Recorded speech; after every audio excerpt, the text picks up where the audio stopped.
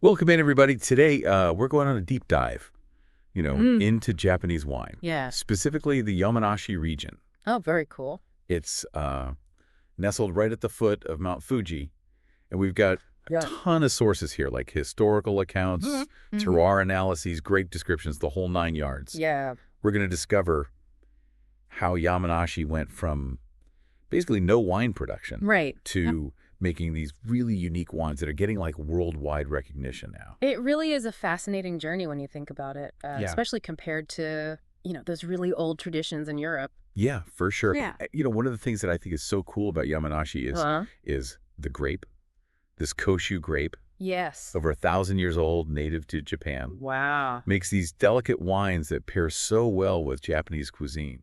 That's awesome. I'm excited to get into that, but Yeah. maybe we should start with like, how did winemaking even get started in Yamanashi? Well, you know what? It's a story that might surprise you. Okay. The first vines were actually brought over to Japan by Buddhist monks Oh, wow. way back in the 6th century, Okay. but not really for drinking every day, more for Okay. religious rituals. Really? So they were using wine in ceremonies? Yeah, it's a very cool, Oh, that's so interesting. a cool intersection of culture and history. Yeah. And for centuries, winemaking stayed kind of tied to religion. Ah. It wasn't really until the late 1800s, Aye. during the Meiji era, when Japan started modernizing, that things really changed. That's when those two pioneers, Masanari Takano Mm, and Ryukin Tsuchiya, yeah. they went to France Yeah, to learn winemaking, that's right. and they brought back like techniques and Mm. European grapes that really like shaped the industry as it is now. Absolutely. Their training was really pivotal. Yeah. It wasn't easy, though. I Right. mean, there were challenges right away. Like what? Trying to adapt European grapes to a totally new climate. Uh-huh. They had to deal with the phylloxera epidemic, which That's right. devastated vineyards everywhere. Yeah. And then wars and economic depression. Oh, gosh. It was a lot. So even back then, Yamanashi winemakers were dealing with some serious adversity. Oh, for sure. They really persevered, though. Yeah. It sounds like they really believed in what they were doing. Oh, yeah, absolutely. They laid the groundwork for everything we see today. Wow. And speaking of the groundwork, we can't talk about Yamanashi wine Right. without talking about Mount Fuji. I mean, Yeah. it's not just a pretty mountain in the background. It's No. like a central character in the story of this wine. Yeah, it's like the mountain is a winemaker. Exactly. I've heard you mention this rain shadow effect before. Right. Can you explain that a little? Sure. So picture this. You're holding an umbrella on a rainy day. Okay. The area behind the umbrella stays dry, right? Right. That's kind of what Mount Fuji does. Okay. It blocks a lot of the rain that would normally fall on Yamanashi. So it's like a giant umbrella. Yeah, and that creates these drier conditions that grapes love. So less rain, more sunshine. Exactly. Happy grapes, happy wine. Exactly. But it's more than just the weather, right? Right. What about the soil there? The volcanic soil is super important. Yeah. It's well drained, and it's full of minerals like basalt and volcanic ash. Oh. And that makes the vines work harder to get nutrients, Okay. which gives the wines a really unique character. And then you've got the pure snowmelt from Mount Fuji Mm-hmm. providing water for the vines. It's like a perfect system. It's an ecosystem designed for wine. Yeah. Okay, so we've got the history, Yeah. the incredible terroir. Uh-huh. Now I'm ready to hear all about this Koshu grape. Okay. What makes it so special? Well, first off, it's one of the very few native Japanese grapes. Really? And it's been around for over 1,000 years. Wow. It's a pink-skinned grape Oh, wow. with really small berries. Okay. So that means the wines tend to be lighter-bodied. I've heard it described as having like citrus and floral notes, almost like a Sauvignon Blanc, but with a little something extra. Yeah, there are definitely similarities to Sauvignon Blanc. Okay. But Koshu has this really unique minerality Right. and a subtle kind of herbal quality Like that that. comes from the volcanic soil and the climate. Interesting. Get this, it's so good Yeah. that it's often the only Japanese wine served at those fancy sushi restaurants. Oh, wow. Yeah. I think I've seen that actually. But why is that? Well, sushi chefs are really, really picky about flavors. Right. They wouldn't choose a wine that didn't perfectly complement the fish. Yeah, of course. Koshu has those subtle citrus notes, Right. a really refreshing acidity, and that minerality I was talking about. Yeah. And it all comes together perfectly with sushi and sashimi. So it's not just about matching the wine to the food. Right. It's about making the whole dining experience better. Exactly. And that just shows you the quality of Koshu. Yeah. It's not a wine that shouts, it's a wine that whispers, Okay. but it's definitely worth listening to. I'm starting to see why this grape is so celebrated. Mm-hmm. But before we get completely lost in the world of Koshu, Yeah, I want to make sure we talk about the other grapes grown in Yamanashi too. of course. You know, there's got to be more than just Koshu. So while Koshu is definitely the star, Right. Yamanashi winemakers are also trying out those international varieties. Okay. Like Chardonnay, Merlot, Cabernet Sauvignon, even Pinot Noir. Oh, wow. So they're really experimenting with how those global favorites express themselves. Yeah, they're adapting their techniques to Okay. get the best out of these grapes. That's cool. And the results are really interesting. I've even heard they're making sparkling wine in Yamanashi. Yes, Some of them even using that traditional method like in Champagne. that's right. It really shows how ambitious and innovative these winemakers are. Yeah. They're not just sticking to tradition, they're pushing boundaries and exploring new things. It sounds like Yamanashi is full of surprises. It is. But it's not just one giant vineyard, right? Yeah. There are these different subregions within Yamanashi, You got it. each with its own like microclimate and soil. Yeah, think of it like a city with different neighborhoods. Okay. Each one has its own personality and charm. I'm officially intrigued. Let's take a tour of these subregions Okay. and learn what makes each one tick. Let's start with the most famous one, Okay? the Koshu Valley. Right. It's considered the heartland of Koshu grape growing. Mm-hmm. And the wines from there tend to be very elegant, Oh. mineral-driven. Yeah. They really showcase that purity of the grape. So if I'm looking for that classic Koshu experience, Yeah, Koshu Valley is the place to be. absolutely. It is. But, we can't forget about Katsunuma. Oh, Katsunuma. That's another really important area for winemaking in Yamanashi. Okay. In fact, it's home to some of the oldest wineries in the region. Oh, wow. So we're talking like real history here. Yeah, for sure. And the interesting thing is, Yeah. the Koshu wines from Katsunuma, Okay.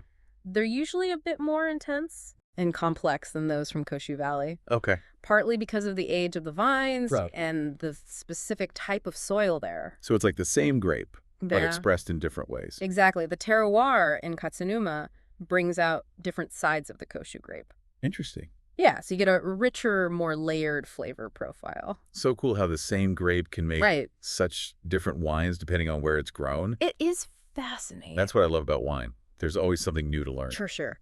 Okay, so we've got Koshu Valley Yeah. and Katsunuma. Uh-huh. What about Fuivuki?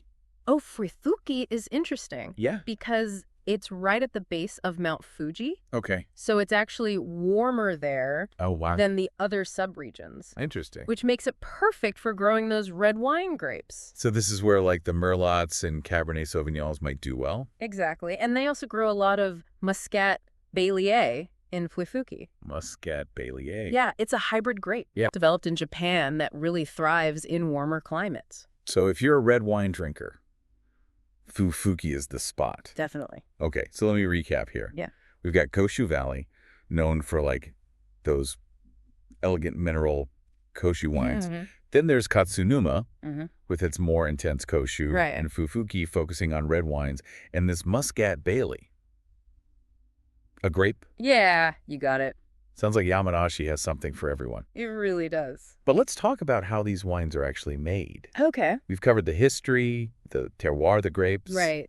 But what about the actual winemaking process? Sure. Is it all traditional or are there modern techniques too?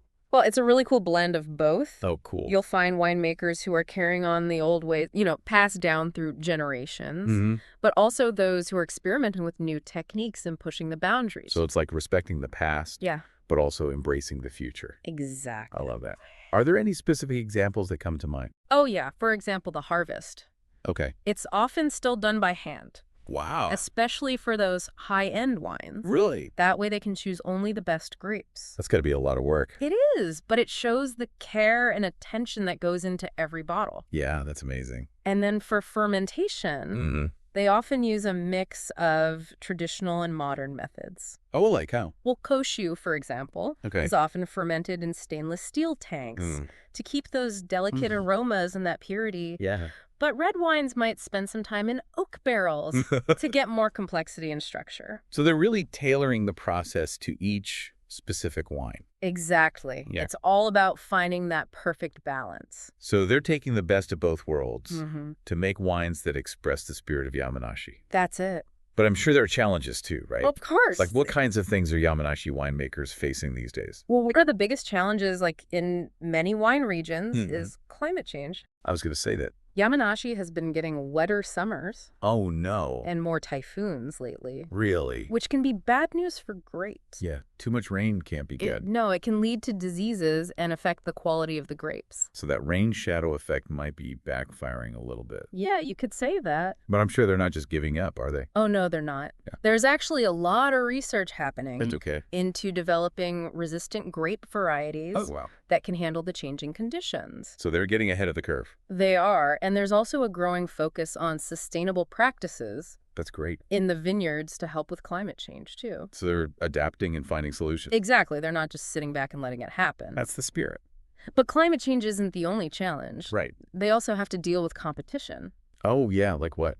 Well, Mosaic is still the most popular alcoholic drink in Japan, Right. and there's a ton of international wines on the market, too. So Yamanashi wines really have to fight for their place. They do. They need to stand out and tell their story. Right. Show Yeah. people what makes them special. Exactly. The unique terroir, the native grapes like Koshu, Mm-hmm. the blend of tradition and innovation in their winemaking. It's a whole package. It is. And Yeah. thankfully, people are starting to recognize Koshu globally, That's great. which is huge for the region. Yeah, it puts them on the map. It does. People are realizing that Japanese wine is something truly special. Okay, so we've talked about the challenges. Yeah. Let's end on a positive note. Okay.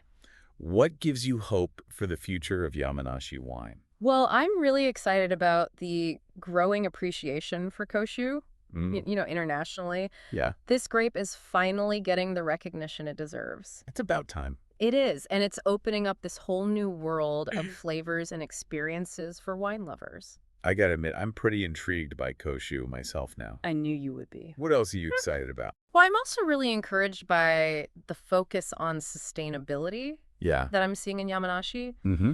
More and more winemakers are choosing eco-friendly practices. That's awesome. Yeah, it's good for the environment, Right. and it connects with people who care about those things. Right. People want to know where their products are coming from. Exactly, and it shows that the winemakers are thinking long-term. Right. They're investing in the future. They are, which makes me really hopeful for the future of Yamanashi wine. It sounds like they're on the right track. Yeah, it's a region with so much potential. And they're just getting started. Exactly. I think we're just seeing the beginning. Well, you've definitely made me want to try some of these wines I hope so. before I go buy out the whole wine shop. I'd love to hear more about your personal experience with these wines. Okay. What is it about them that you find so compelling? Well, it's that incredible balance and finesse. Mm-hmm. You don't often find wines that are so refined. So it's not about like big, bold flavors? No, not really. Think of it this way. Okay. Some wines are like a symphony orchestra, Okay. but Yamanashi wines are more like a string quartet. I like that. Yeah, they're all about subtlety, nuance, harmony.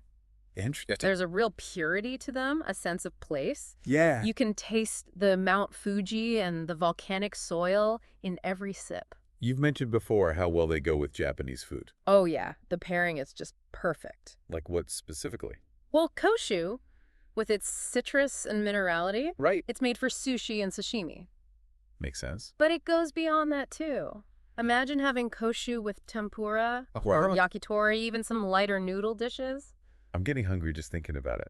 The wine brings out the umami, those savory notes. Yeah. The subtle seasonings that make Japanese food so special. You're making me want to book a flight to Japan right now. You should. It's an amazing experience. Maybe someday.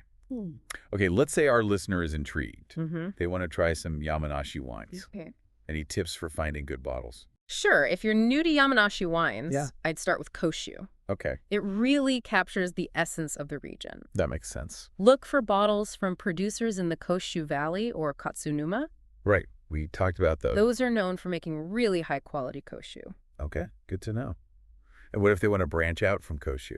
Well, then I'd say try some of those international varieties. Okay. Chardonnay Merlot. Yeah, They're usually made in a lighter, more elegant style. interesting. Don't be afraid to ask for recommendations at a wine shop or from a sommelier. Yeah, good point. They can help you find some real hidden gems.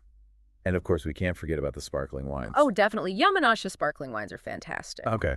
They don't always get the attention they deserve. Right under the radar. But they're worth seeking out. Any advice for like talking to a sommelier about these wines? Oh, yeah, just don't be shy.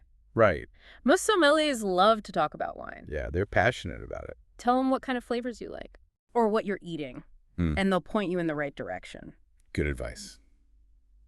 And if you're at a Japanese restaurant, Right. definitely ask about Yamanashi wines. Yeah, they might have some special bottles that aren't even on the menu. Oh, that's a good tip.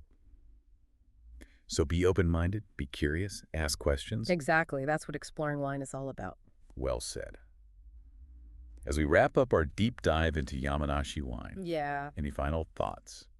I hope our listeners remember that wine is more than just a drink. Mm-hmm. It's a story. It's a reflection of a place and its people. Yeah. And Yamanashi wines, their history, their unique flavors, they offer a really special window into this amazing region. It's been so great learning about Yamanashi wine with you. Likewise. Thanks for sharing your knowledge. My pleasure. And to our listeners, thank you for joining us on this deep dive into Yamanashi wine. Cheers. We encourage you to go out there and try these wines for yourself. You might just discover your new favorite bottle. Until next time, keep exploring and keep those taste buds adventurous.